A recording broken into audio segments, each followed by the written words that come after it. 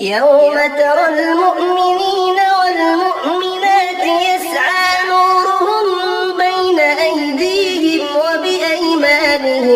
وبأيمانهم بشراكم اليوم جنات تجري من تحتها الأنهار خالدين فيها ذلك هو الفوز العظيم.